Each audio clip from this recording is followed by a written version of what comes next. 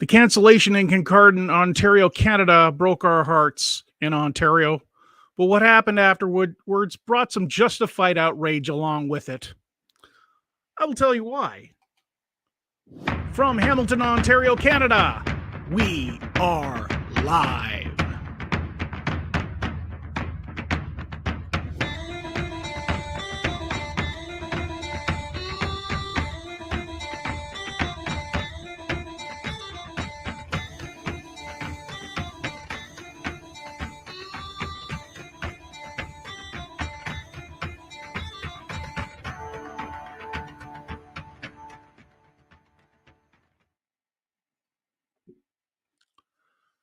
Good evening, everyone, and welcome to show number 8 of Live at PBL-TV. I'm Rene Gauthier. Another sign that this season is approaching fast is the Grimsby Pipe Band's annual Celtic Evening in the Niagara town of Grimsby, Ontario. It was a nice time to meet some former bandmates, some friends, and meet my family, especially my brother-in-law, Pipe Major Gordon Scott, who I hope to have as a guest on my show as the parade season is beginning for his street band. Hey, let's make one thing clear here. While I do talk a lot about the competition circuit, this is only because they make the news while the street bands just do their thing, entertaining people in parades. As I have said many times, whether you are in a competition band or a street band, you are living the pipe band life, and our community is a compassionate, caring one in a unique fellowship. Whether you are on parade, in the circle, or in a mass band, the camaraderie can be contagious and reminds us all not to just play, but to have fun with it. This is one of the many lessons I have learned in this wonderful vocation. And to learn our lessons, we need to know what's going on in our world. So here's the latest news.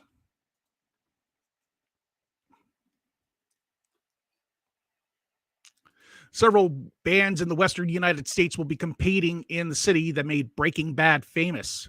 Yes, the Rio Grande Valley Celtic Festival will be in Albuquerque, New Mexico, and bands from grade 2 to grade 5 are expected to be in this competition.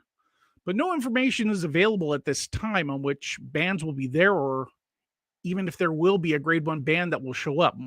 Probably St. Thomas alumni. We're not completely sure on that. But the event takes place on Saturday, May 6th. The cancellation in Kincardine, Ontario has created shock on the Ontario and Midwestern United States circuit.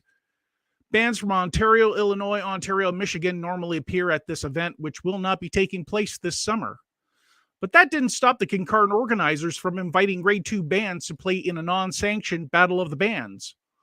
All invited bands declined the invitation and reported the invitation to their proper associations.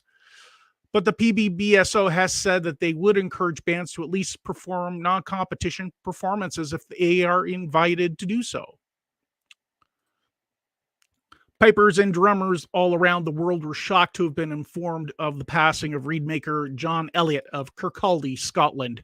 His G1 chanter reeds were world-class and made champions of the Inverarian District in 2017.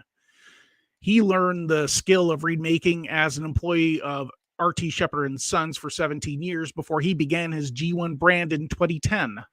He was a piper with Inverarian District for more than a decade after playing with Grade 1 Dysart and Dundonald.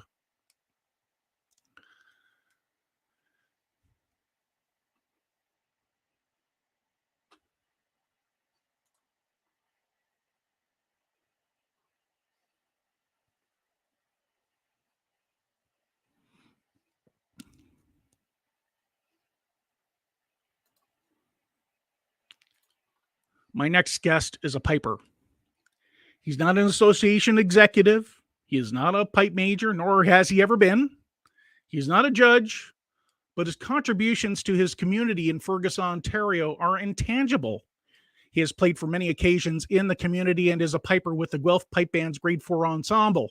And he is a kilt maker too. So let's have a chat with someone in the trenches for once.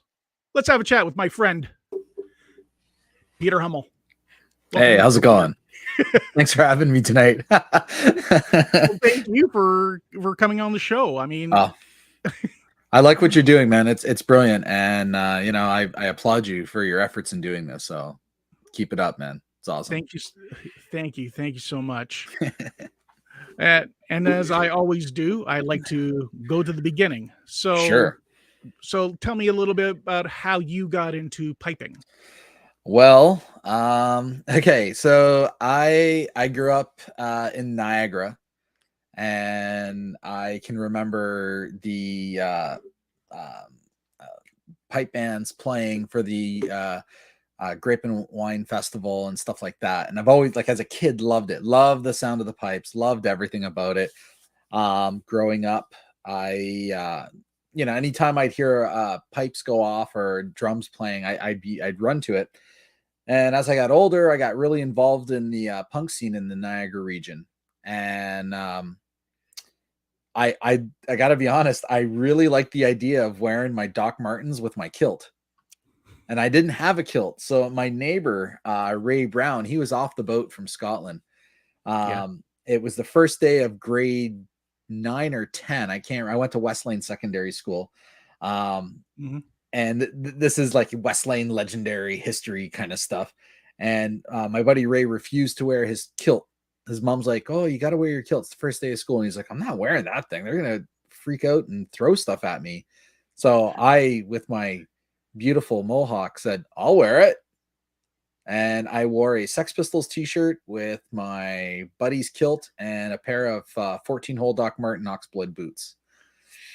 And Can't go that's been my look ever since. Like, can't go wrong there. You can't go wrong. no, you can't. And I love then me, go ahead. Sorry. I love me some punk as well. And- I drive my family crazy with it. well, yeah, like it's funny, like my wife, when we got together, she wasn't really, she'd heard a lot of the music I'd listened to, but never really got into how I believe in it and how it's like it means something to me. Like I always tell kids, I work at a high school. I'm an educational assistant. And when mohawks were coming back and everyone was getting a mohawk, I said to a kid one day, I said, "Listen, I got beat up for a haircut like that, so you can wear it. So wear it well." Hey, if you're gonna do it right. Yeah, exactly. Absolutely. Exactly. And then I don't know, from there I just kind of you know, following the punk circuit, started listening to bands coming out like the Dropkick Murphys, the Real Mackenzies, this other band from Scotland, the Real McCoys, and stuff like that. And Mhm. there was a lot of Canadian Celtic punk bands coming out in the early 90s. Like the Mahones were one of the first ones, right? Okay. They were playing at Front 54 in Thorold, Ontario. That was the first time I saw them, and I met Finney McConnell then. He's their singer, and just kind of from there, we, like, anytime I'd hear the Mahones were playing or this band was playing or whatever, I'd go. I actually built up a really good friendship with one of the pipers of the Real Mackenzies, Gord Taylor. He was so and surprised that I was a fledgling piper at the time. I was just learning. And by learning, I was watching videos on YouTube and listening to Korn, the band Korn, play bagpipes and try to mimic what I'd hear. Finally, my wife got fed up with this. And on my 35th birthday, she got me lessons with this 17-year-old kid named Tyler Bridge. Oh, Yeah. And so that Tyler Bridge. yeah, I've been with him ever since. He's been my principal teacher since well, I'm 50 now, so like we're talking almost 15 years, right? Mhm. So yeah, I've had other teachings from other people over the course of the time, but Tyler's been the main one. Mhm. And he was funny when I first met him, because he was being very professional. As if you don't know Tyler Bridge, you do understand he's a very professional spoken person, Very very stoic. very wise for his age. And here's me, this 35-year-old guy who's kind of all over the map to begin with. And he's like, so what do you want to get on these lessons? And I went, I just want to play rock music on the bagpipes. I heard AC/DC do it. I want to do it. And And I just kept going on and on and on and on. And I said, I want to learn how to play Thunderstruck. I don't care about music. I don't care about the writing of it, anything. None of that. I don't care about the sheet music. I just want to learn to play. And he was so calm. He's like, okay, well, I think what we have to do is start from the beginning and just let me hear you play something. And I did. And because of what I do for a living, I can read people's facial expressions very quickly. And as polite as he was, I know in his mind, he's like going, what is this guy thinking? Like, what did he just play? Oh boy. And then I had to tell him. Imagine the look on his face. So it went from there. And then I went, I had lessons once a week with him for a half hour. That was all my ADHD brain could take. It was so much at one shot.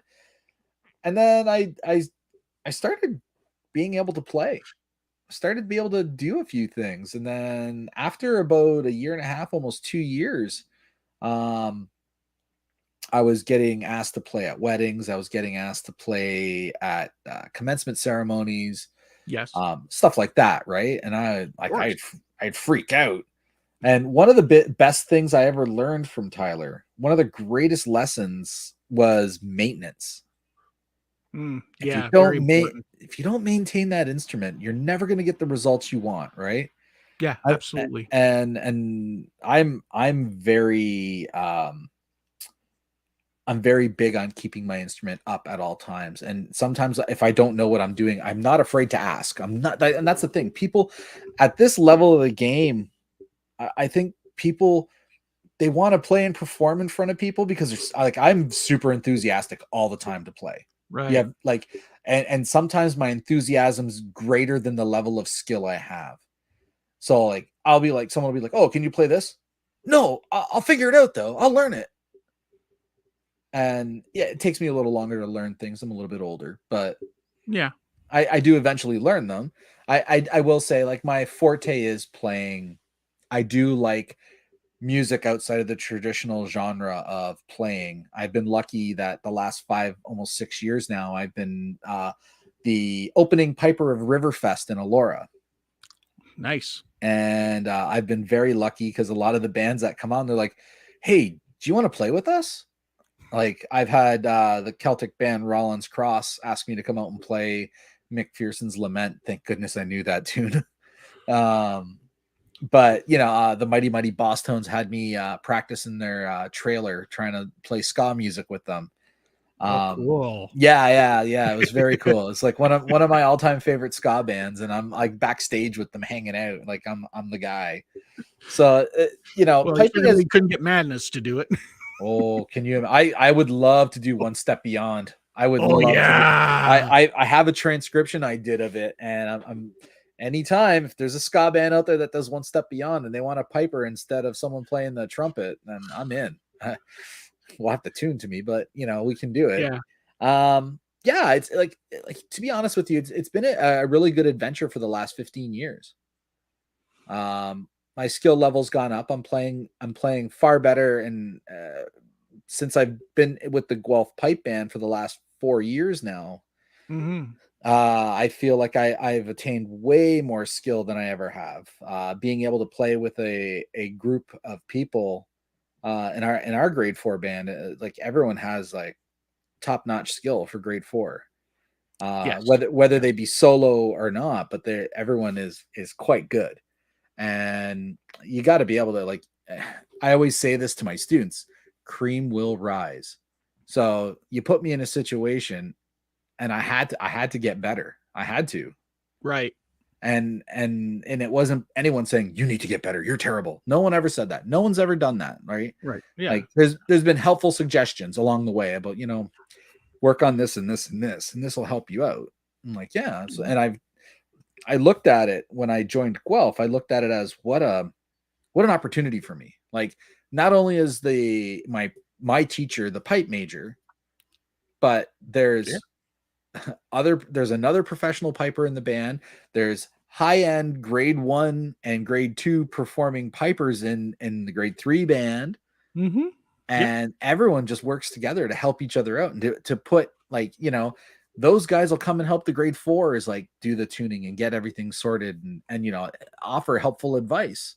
One member actually, I played my P-Rock for him last year at Georgetown, and I said, I go, can you just let me play and tell me what you think? And he was bang on the money. He told me flat out, he goes, if you don't get first, you're definitely getting second. And I got second place that at Georgetown last year. Awesome. And I was like, oh. And for those of you who don't know anything about P-Rock, it is very, very difficult. It is very long, lengthy, repetitious, and they'll tear you apart if you even miss one note. I think honestly though, all the judging I've ever had in PBROC, every judge has been super gracious and full of great advice. Mm-hmm. Yeah, they're you know what? If you play PBROC, it's a thing. Like, I got to compete. Just anybody can do it. That's the thing. Not Well, just anybody can do a PBROC. I mean, no. You gotta. It's not just. There's a lot more to a PBROC than you would have to a light music competition. Light music, you're just playing a march. In a PBROC, it can. I don't know. I think it all depends on. I do like light music. I just find PBROC is way more adventurous. I enjoy just kind of, once you get into it, it's almost like you're in this different place. There's nothing else going on around you. It's now like there's no more noises. There's no more nothing. It's you, your bagpipes, and the judge. And I got to be honest, I sometimes forget the judge is there. Like, and that's good for me when I get into that place. When it happens, then I know I'm doing it to my best of my abilities at that moment. When I look up and see the judge, that sometimes is like, oh, what am I doing? Where was I? Oh, and I have forgotten a part once. And the judge was very gracious and reminding me that you have to play the full part, not just part of the part. Like, yeah, absolutely.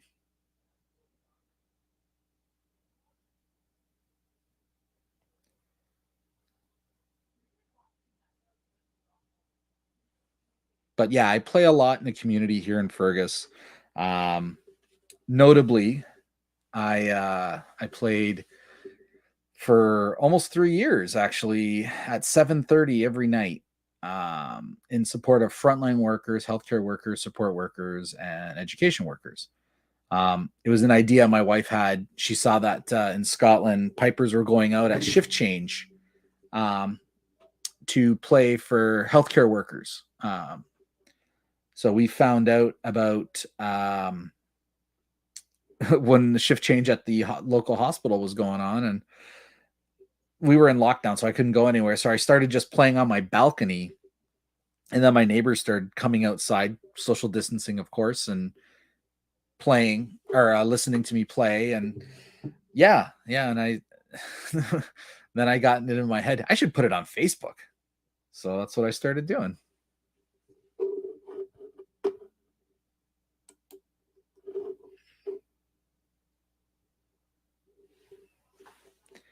But it turned into a bit of a thing. I got a lot of radio exposure. I got a lot of TV exposure.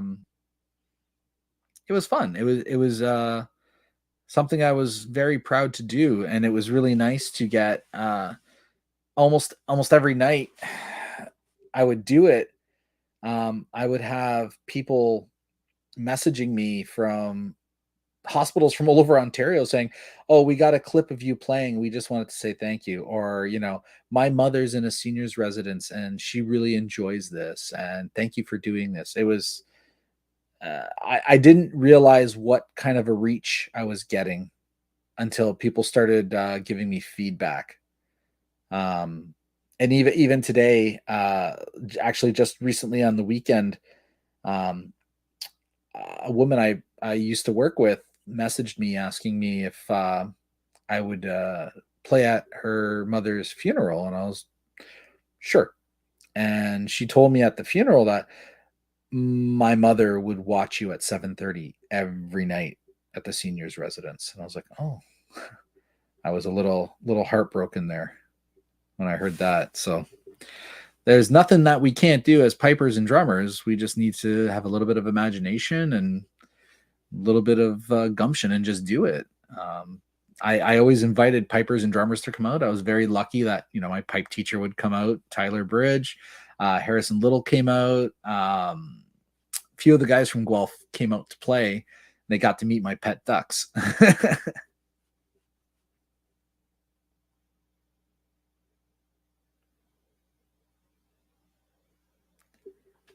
I think you're muted, dude.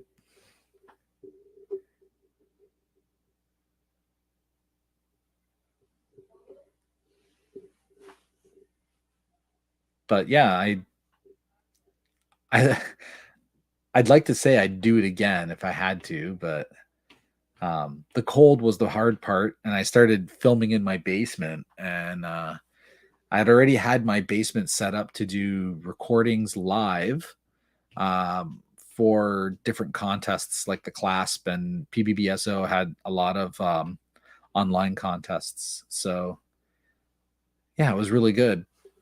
It was awesome.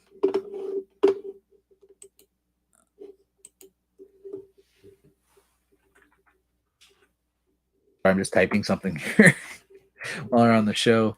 So yeah, just recently, actually, I played for a fundraiser at the Fergus Grand Theater for the Groves Hub. It was good. I got to use backing tracks. It was a lot of fun. Right. And some of the backing tracks I used, well, I made one. The Dropkick Murphys do a really good, cool rendition of Lonesome Boatman from their last album, one of the last albums they did, 11 Songs of Pain and Glory. And they do it on Tin Whistle. So cool. I sat there with Tyler one day and I said, I want to put this to pipes. So him and I worked it out together, and it was fairly good. So I made a backing track, and I've been playing that. It's gotten quite a bit of popularity. I've had a response from different band members of the Dropkick Murphys saying how much they like it. Oh, and cool. Just so you know, Campbell Webster, who's the piper for the Dropkick Murphys now, right, plays it the way I play it live now. And I know that because he was in Fergus last summer with the Red Hot Chili Pipers. Yeah. And I showed him my sheet music, and he went, yeah, that's exactly how I play it. That's awesome. Like, oh, that's great. Yeah. Wow. Yeah. So at what point did you start playing with Fergus then? That was the first band I ever played with. Right. Now I played with them for about 10 years. Okay. So you play, were you still being taught by Tyler at this time? Yeah, absolutely. Okay. And I was playing with Fergus, and it was okay. You know what? Like, I didn't know any better, right? Like any one of us that get into a street band, we're just there to have fun. We're there to play. We're there to enjoy ourselves. And that's how I started. Yeah. And you don't, until you start kind of competing and understanding the expectation of your tuning, the expectation of, your level of play. Right. And then I think I was always just kind of hungry for more. And Tyler knew that. And he never, he never pressured me about joining Guelph till after I decided it was time for me to leave Fergus. And it was one night Tyler and I, like, we, like, honestly, even as a teacher, he's a great friend to have. And for sure, like I said, the guy is older than he is, and he's got a lot of wisdom behind him. And he just said to me one day, he's like, listen, instead of just kind of not doing anything and just taking lessons and playing just for the sake of playing, why don't you come to a golf practice? Why don't you just sit in, see how you do, bring your practice chanter? And at the time we were online, right? So Okay. what a great time to join a band. They're online. There's no pressure to be in front of people playing, right? Mm-hmm. Yeah. And I'll be honest, I thought I was the cat's butt. I was like, I've been playing forever. No problem. Yeah, just throw me sheet music. I'll play it. And Ian McFadden was the pipe major at the time. Yes. And he goes like, oh, Peter, now that you're here, why don't you like, we're playing Cabaret. Why don't you let's hear what you got? And I played it and he was like, wow. I go, oh, and I'm like, I almost said, oh, is that good, eh? And he looked at me and he's like, you gotta slow down. Like, he goes, you're playing at like $120 and you don't need to be playing that fast. And he goes, Right. if you were playing that fast with clarity, I would be happy. But he goes, I'm not smiling. He's like, let's slow you down. And that's where, Terry Pinkney came into the situation. And he's Right. actually trained me to slow down and stretch out those long notes. And, Right. along with Tyler, and, I think for me at my age, I'm 50 and I'm still competing in grade 4, but I'm in the perfect storm. I've got amazing pipers around me. I've got a great pipe teacher, and I've Yep. got a great piping team in the Guelph Pipe Band. And even now, like with Mitch Arnold being our pipe major, and Terry being there, and every once in a while Dave Nickel comes out and stuff. I'm very lucky. I like Sure. if Yeah. I don't compete after this year ever again, I have a great skill set that's going to follow me as long as I For keep sure. practicing. For As long sure. as I keep I mean, practicing, you yeah, got to yeah, practice. absolutely. So And you got to put in you have to put in the work, and the higher you go up, the more work you got to put in. absolutely, That's the way it is. I get a little jealous sometimes when I see the kids because they're nimble little fingers, and their brains aren't full of stuff, right? They're just like, I'm just gonna play this. There you go. Every time, like you just sit there and you're like, yeah, I've been working really hard on this one. I'm like, oh, I just read it last night. Yeah. But that's okay. You know what? It is. It's not just a young man's game. It's No, just no, it's not. it's a fun game we can all enjoy. For And sure. sometimes you got to get out of your own head that, oh man, I'm terrible, and just work Well, at it. it's sometimes, I mean, even the best of musicians never think they're good enough. They're always on themselves about, oh, Oh well, yeah. I did this wrong, I did that wrong. Oh crap. Well, what happened here?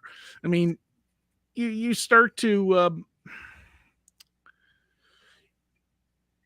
you get to a point where it's perfection or bust. Yeah. And you know what? I always liked what Jim McGilvery said about he was talking about, you can have those moments where you're in your piping room or whatever it is, your practice space, and your drones are tuning perfectly, your chanter's reacting the way you want, and you're just having the best moment. And you just gotta live for those moments. And I truly do. I have times where it's like, and you always say, oh, I should have recorded that. But sometimes you just got to sit back and go, yeah, I played a killer set today. That was good. That was Yeah. good. Yeah, just enjoy the ride when you have it. When it feels right, you just go along with it, and then when things things can only get better, right? Yeah, absolutely. And I think too, like I like that when I like I said, I work at a high school, Right. and it's really fun because they always get me to play for commencements or Remembrance Day and special occasions. And I really like when the kids get into it, like when they really like it, and they'll come up and go, "Hey, do you teach people?" I'm always like, "Well, I can take you as far as I am, but Yeah. you know," and it's cool because like I've brought a couple kids up, and then they move on to different instructors. Right. I So mean, yeah, when you get to a certain level, you pass it on to the next coach. yeah, absolutely. It's Yeah. like anything else, and I've always dreamed of creating a juvenile pipe band in Fergus with just kids. I've always dreamed of wanting that. I think it would be the Mhm. coolest thing to do. So eventually one day I'll do it, and I'll focus all my efforts into it. Probably when I retire from working and I can spend a great deal of time just focused and doing that.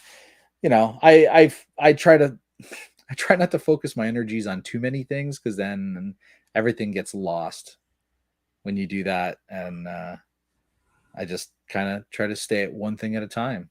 Well, yeah. I mean, when you don't want to juggle too much, right?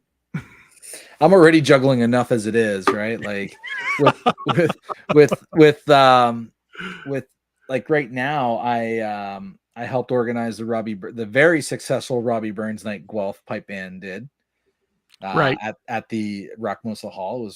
It was incredible, and if you weren't there, you missed it. You should get tickets for next year. We haven't got tickets on sale yet, but when they go on sale, your audience should really buy them. You heard it here, folks. Especially if you're in the Guelph area or in the Hamilton area, uh, even Milton. I Yeah, mean, yeah, well, yeah, look at. and Guelph has this guy that does a address to the haggis like you wouldn't believe. I tell you that now. But yeah, it's always good. It's always a good time, and I do the best I can, anyways, as much as I can. But yeah, like we in the Guelph band, I find the grade fours. Last year was different. It was essentially a new band. This year, we're really starting to gel. So hopefully we put on a good show for everybody. Um, I'm looking forward to it. I'm looking forward to doing solos again. I got pretty. I did fairly well last year in solos, so especially in P-Brock. But yeah, like we just do the best we can, and it's always what happens on the day. It's never. Um, I wish I could say I'm 100% consistent when I play, but sometimes nerves get the best of me. Sometimes they don't. It's the funniest thing. I'm very good at controlling my nerves and everything at school and with the students that I support. But it's always the first little bit getting in front of a judge. My heart starts beating a little bit, and I rethink, like, oh, did I just play that note right? Did I do it right? Like so I've gotten to the point now where I don't look at the judges, and then everyone's always said, don't look at the judges, don't look at them. But now I really take it serious, and I don't. And that was the one thing I'd say, that the one downside about COVID was having to compete online. My confidence was way up because I didn't have to look at a judge. I had a camera to look at. I just played in front of a camera. Would I do it again? Absolutely, I'd do it again. But I want to get my nerves of steel back, and I want to get up there and play and put on a good show. I don't have a problem playing in front of a large crowd of people. I don't have a problem playing in front of people at weddings. I don't have a problem going to an event that's like a corporate event and playing there. I never seem to have a problem. I actually seem overconfident when I'm playing. Put me in front of a judge, and I start to breathe funny. I forget that I should be squeezing the bag a little bit. Oh yeah, it's an unusual situation for anybody. and those people who do it successfully are very good at it. Like I watch like my pipe teacher, and I watch other Dylan Whitmore and all those other guys get up and play, and they like exude confidence when they're playing. And even some of the younger guys in my grade, you get to see them get up and they're just like, yeah, okay, I'm going to play. And that's it for them. They play and they do such a great job.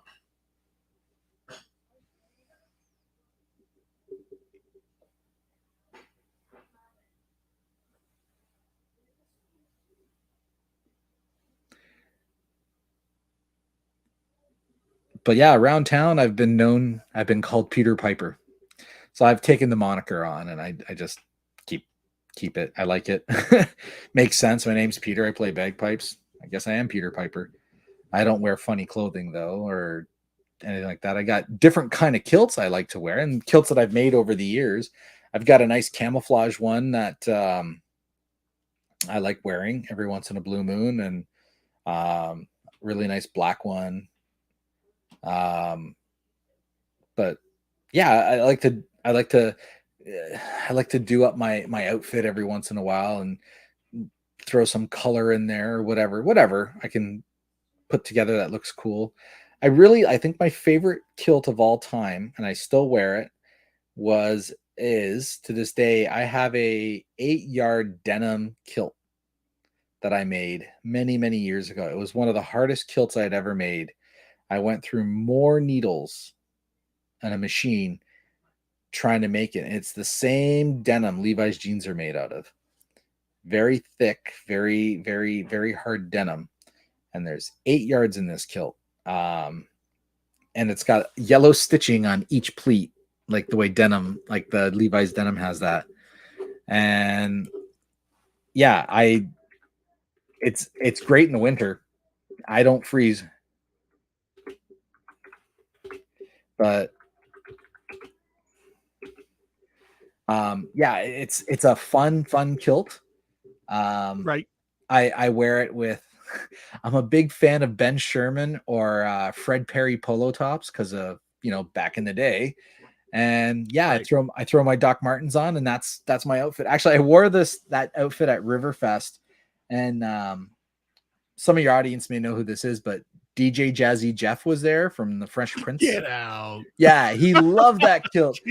He was so funny. He came up to me and he walked over to me, and you know what? He talks just like he does in the show, right? Like he's got that, and he's like, yo, man, I got to tell you, I'm not going to use any of the exploitive words he used, but he went, your stuff's tight, yo. And I started laughing, and I went, as yours was on stage. And he went, man, you can't talk like that. That's how Uncle Phil talked. And I was like, oh, man.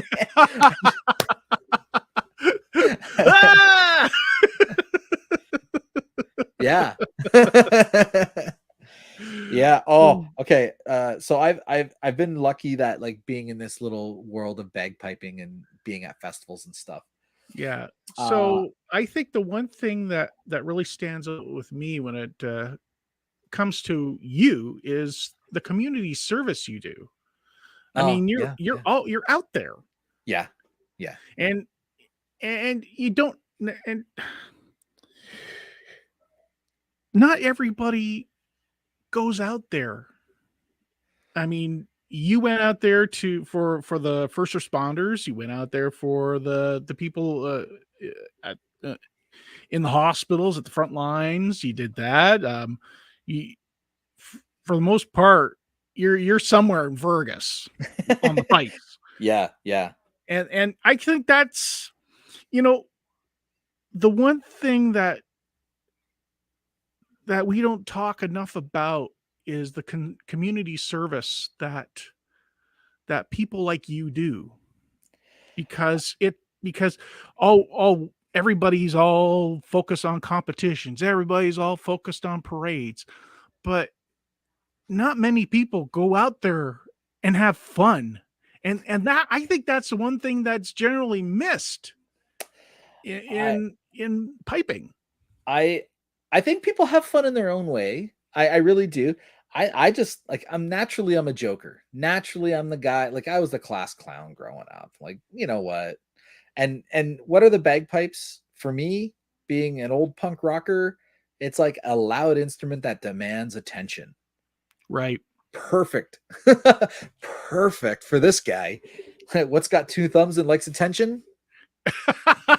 Um so like I try to share what I've got like pipe wise because I'd like to see more people involved in bagpiping. I really do. Whether it be drumming or piping or being a drum major, but not too many drum majors because who the drum major we like is.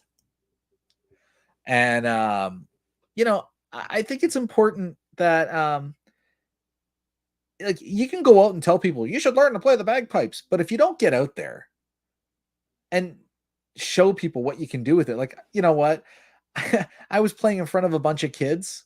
They don't want to hear Scotland the Brave. They don't care. But boy, when I played Baby Shark, they were like, "Oh my goodness, it's Baby Shark!" And the parents liked it too, right? But that and Right. the fact that I was able to use that as a forum to just let people know, like during COVID, all these people are out there working while like I had to work during COVID. I work in a life skills class. So we were mandated back after 11 days of lockdown. So I was back. But my wife is a elementary Mhm. school teacher. She didn't get to go back. She was at home. No. And all these people were at home, but there were all these people who were mandated back to work. If you went to the grocery store and waited in line, there was somebody at the grocery store to take your money. There was somebody packing boxes to make sure they got into somebody's car, like, Mhm. for groceries. And like, the mail didn't stop. Nope. Like No, it all didn't. those people. And I don't think people realized how many people were at risk during this, right? Yes. So, when I saw that newsreel that pipers in Scotland were playing for the National Health Services, I was like, somebody should be doing that here. And then my wife was like, you should do that. And I was like, oh, okay. And like Right. it literally it grew. It got to the point, and it was kind of funny. I wish you could have come by the first summer because I was playing at 7:30 at night till about quarter after, 20, in that area. It was like 15, 20 minutes I'd play. Right. And then when I was done, a neighbor on the other side of the street had a karaoke thing going on. And he was singing karaoke. Like, and Wow. he does Elvis covers. He was fabulous, right? Right. So we would all, practicing social distancing and everything, leave from my place, walk over to go watch the guy do Elvis, and then go to this other person's house who has this massive backyard, and they would have a bonfire going, and they had areas marked off where you could stand. Right. And people, that's how we'd end the night. We'd stand in our little square, and people, the lockdowns were a completely unnatural way to do things, and we just found a way to do it. But in that, I think we needed compassion. We were missing it. Yes. Yes. For And sure. I hoped, but what I did put some compassion back. Like there's like I can tell you a million stories of what happened. And I think one of the greatest ones I always talk about, I don't always talk about, but I want to share with everybody. A woman turned 90 years old, and her daughter messaged me on Facebook and said, "Is there any way you can do a small bagpipe concert online for my mom?" And I was like, "Yeah, sure." Well, what I didn't know was when I did it, it was the entire floor of this one senior's residence that watched. Oh, wow. Like we're talking like 20, 30 people, including staff. And I didn't know about it till the next day, till one of the staff who knew me said, "Hey, listen, we watched you play last night." And they're like, "It was good. Like it was fun. Like you really cheered people up." Okay. Like but it like I'm not the only one that was doing stuff. Um I'm proud of what I did. And I think as a piper and someone who's a huge pipe enthusiast, there's not much we can't do with bagpipes for our Sure. community and for people. Sure. There's not. Like we you know, people think of bagpipes, they think of funerals and Amazing Grace and the crying and the tears. Yeah. And my whole thing is I want to talk about the fun we can have with this, because this is fun. This is a lot of fun. Sure. And Absolutely. yeah, and like, you know, I always tell people, if you really want to know what it's like at a Highland Games, don't go see everything else, but go hang out in the pipe band areas. Go watch those guys. Like, go watch people, how they react after, like, you know, each band, yes, they have their own little area they hang out in and stuff, but it's a lot of camaraderie. Oh yeah, absolutely. And you know, for the first time in this year, like this summer, a bunch of us competed together in grade 4. A bunch of, you know, we all watched each other play. And when we'd get off, we'd offer words of encouragement, like, "Oh, good job," or, "You know what? You could do better, but that's okay." Like, you know, we could Right. bits with each Absolutely. other and stuff. Hey. And Yeah. and if a bunch of people with pipes can do that and drums can do that, what else can we do? What For sure. you know, I love to go into schools and stuff and play.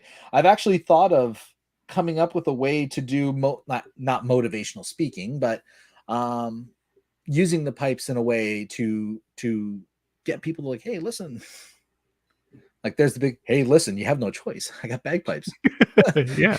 But you know, I've got a couple ideas swirling around in my head about unity and stuff like that with people, because, like, you know, we're going through strange tides right now, and they shouldn't be strange. For They sure. should be normal. And you know, I think as pipers and drummers, and we could do that. We don't have to say much. We just have to play. We have to stand there. Right. Absolutely. Absolutely. So you also have another hobby of your own. Kilt making. I had started a long time ago. I was a kilt maker. Mm-hmm. I was making, I called them traditional, non-traditional kilts. It was called the Canadian casual kilt. Okay. And I had found a fabric in England that is almost like the weight of a 13-ounce wool. It's a polyviscous, it's machine washable, holds its pleats, and sews down beautifully. And Great. I learned how to make a kilt from a woman in Fergus, Ontario, and she was making dancers' kilts. So how would she not know how to make a kilt? Sure. Absolutely. So I took my own little spin on it, and it was popular for its time. Right. Yeah, I was doing all the Highland Game circuits. Yeah. I've made kilts for some. Okay, brag moment on the kilts. To WWF tag team, the Highlanders. Okay. I Yeah. made their kilts. Oh, cool. Cool. The Mudmen, I've made their kilts Mm-hmm. they were one of my first customers, actually. Sandy and Rob Campbell. I'm very good friends with them, and they're the salt of the earth, those guys. Ric Flair wore a Canadian maple leaf tartan at Rowdy Roddy Piper's retirement match. Oh. Yeah, that was mine. Wow. He wore. Cool. Cool. Oh my goodness, I had a kilt. I made a kilt once that got sent to the Playboy Mansion. Jeez. I'm not kidding. It was the funniest thing. Like, they this band And what was tartan was it? it was actually it was a generic tartan called the Warrior tartan. It was purple and white.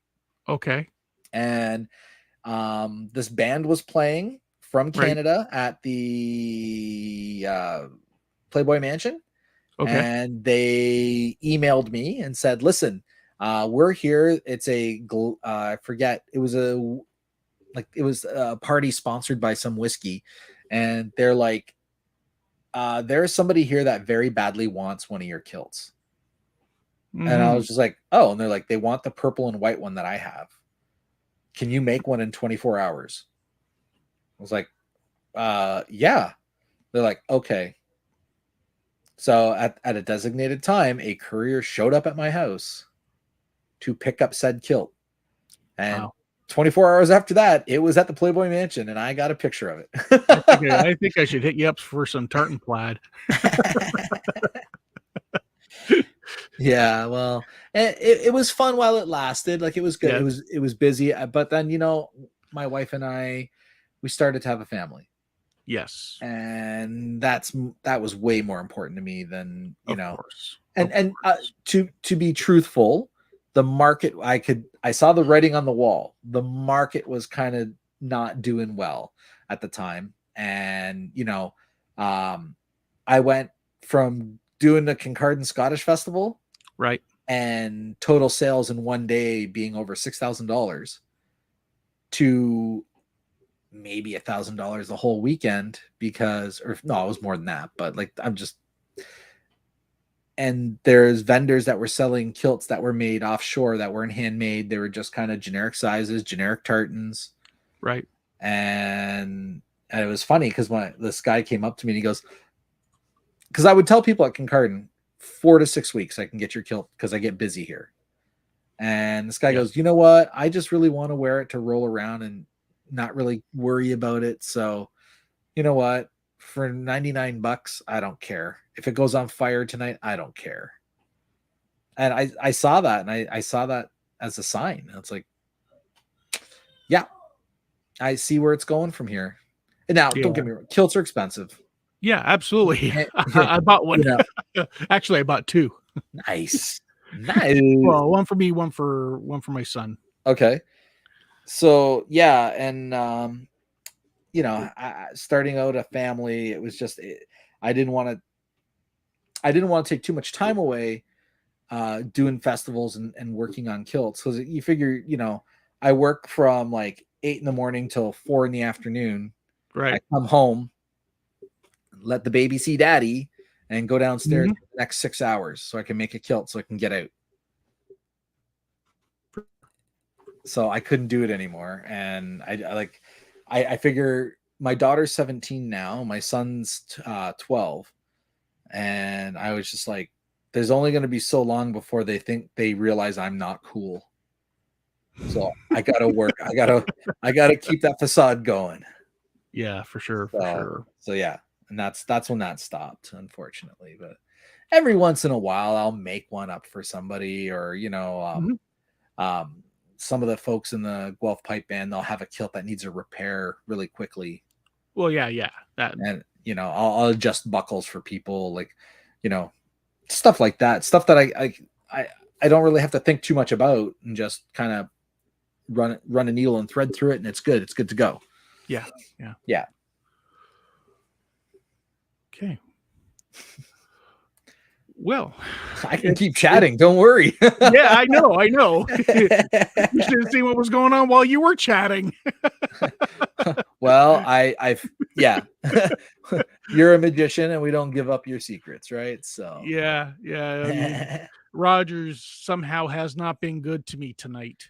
Well, that's okay. Yeah, so it's funny because I'm a couple of times I'm losing you, and I'm going, what the hell's going on? And the next thing I know, internet's gone. Oh.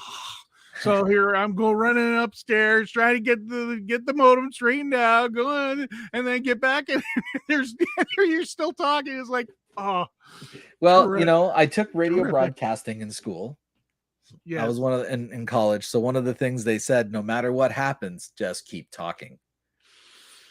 Yeah, I did actually do work at a radio station at Mohawk College. So did you? Yeah, I kind of got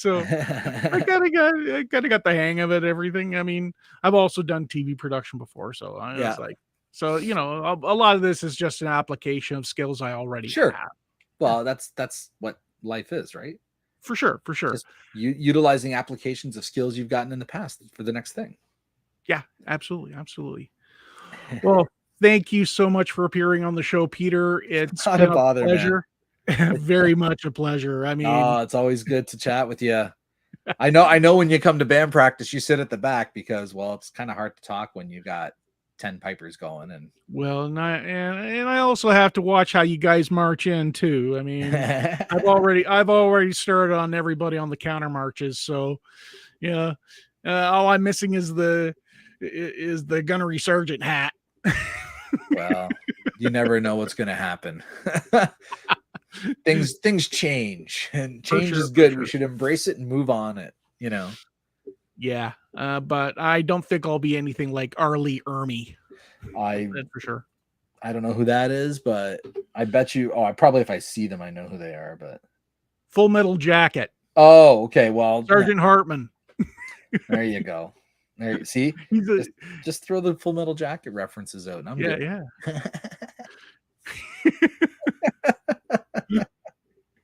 Well, Peter, very much a pleasure. I'm very likely seeing you Wednesday night anyways. So more than likely, I'll be there.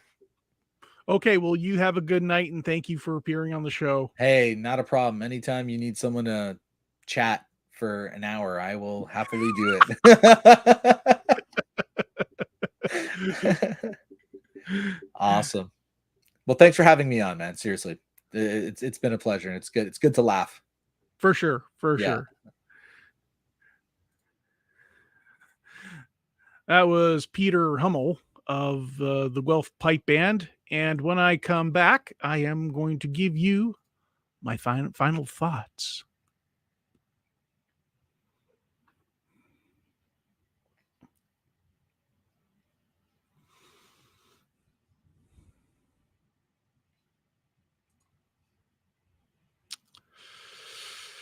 So, we have a bit of an enigma to process here. The PPBSO was notified that the concurrent games could not happen because certain roads could not be closed as needed due to road construction on one of Kincardin's major thoroughfares. That was when the PPBSO announced that there would not be any participation in this year's festival on the organization's part, and with good reason.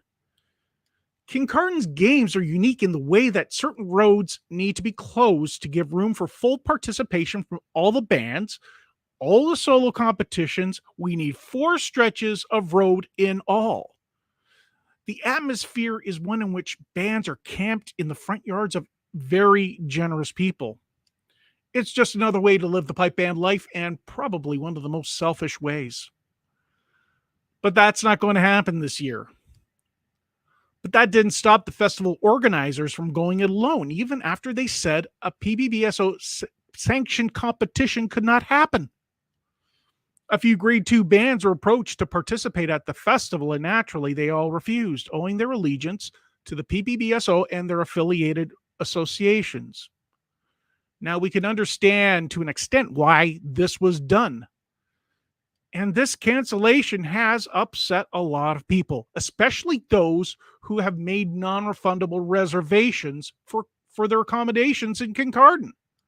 And because of how quickly these reservations fill up, bookings had to be made months in advance. This is the same situation in the Ottawa-Cornwall area during the first weekend in August. We have to book months in advance for the North American Championship in Maxville. I booked mine a couple months ago in Cornwall. Otherwise, I wouldn't have had a place to stay. With such short notice after already booking a place, making the commitment, it is easy to see how bad the optics already look. Whether this was just a face-saving act or just an all-around bad idea, it doesn't make much sense. Ask people you turned away and create a good deal of anger to come down and play anyway. And it shouldn't come as a surprise when these bands who were approached end up consulting the sanctioning body that has announced that no such participation was taking place. Every band member is also a member of the PPBSO or regional affiliate, depending on where that band is coming from. Now, let's not kid ourselves here. This is not the first time something like this has happened, and it certainly won't be the last. And some bands may not resist the temptation of a payday, but let's not condemn those who do. We all need the money, and those that do this would have to live with themselves, knowing that they didn't stay with the guiding principles that could end up diminishing the role of our sanctioning organizations and the role they have in protecting our interests. They would have to deal with their own conscience then. Let's further recognize the truth. In several ways, what the Kincardine organizers and the town itself did upset us all. It deprived us of one of the jewels in the Ontario crown, possibly the most popular event on the tour apart from Maxville. It put our accommodation arrangements into disarray, leaving the wisdom of making these kinds of arrangements in the future to save a few bucks a night. It made us question our own conscience because of how fondly this event sits in our hearts. And that's what the organizers may have hoped to take advantage of, for better or for worse. But worst of it all, it wrongly put our confidence in the association under question. What the organizers, what they did was wrong. And the response made to them was decisively loud and clear. We all hope to return to Kincardine next year with a new road to parade on. We love that town, and it broke our hearts that we won't be there. But I hope the response to those rogue invitations was clearly heard, and such a scenario never happens again. But on the other hand, to say the least, the PBBSO showed class and are encouraging bands who are invited to provide a non-competition performance should the invitation be extended to any of them. If you enjoyed this video, don't forget to crush that like button. And why not help get our subscription numbers into the triple digits now that we've hit the doubles? Hit that subscribe button, ring that bell, and I will see you all next week.